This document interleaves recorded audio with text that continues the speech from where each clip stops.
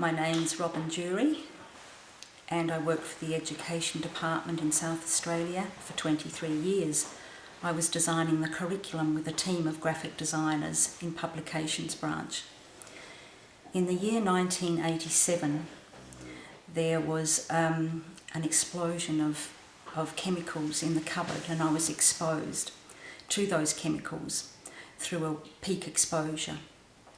Prior to that exposure, over a period of I would say 6 years, I was also exposed to a range of chemicals, but xylene was the most prominent chemical that I was exposed to on a regular basis.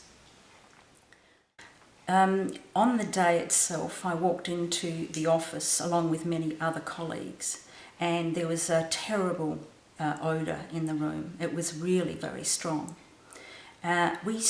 All of us sat for the whole morning with this odour just permeating through the room. And then I was feeling so sick, headaches, feeling a bit dizzy, and then I went to the manager and said, I need to leave, this is terrible, or investigate, where is this coming from? And so we investigated, and the cupboard nearest to me was opened. I was in the front line. Another person opened the door and was also hit by the fumes and hid behind the door. I was right in front, and because it wasn't a cupboard that was safe, it didn't have air vents, the fumes came directly at me and I was gagged.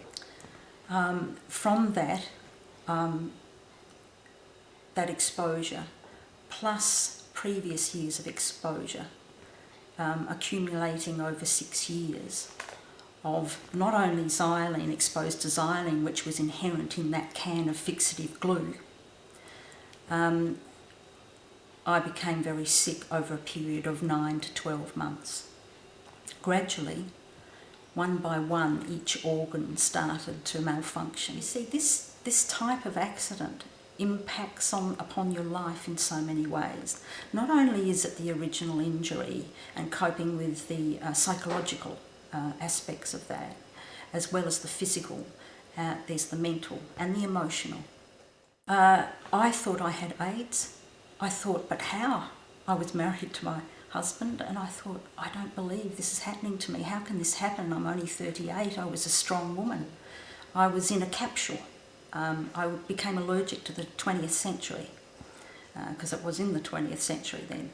But I couldn't go to the theatre. I couldn't go to plays because of other people's perfumes and hairspray. I would become dizzy and I would almost faint. It was just, I was overwhelmed by the smallest amounts of exposure to these range of chemicals. And the cost of all of this is extraordinary, far more than I was ever compensated for. So it does impact on a life tremendously, especially that you can hardly move out of your home.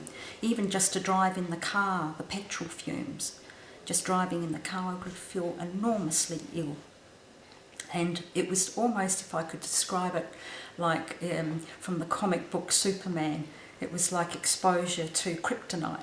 I would just feel as if I had someone draining every little bit of energy out of me, and chronic fatigue was something that I lived with for the better part of 20 years, really.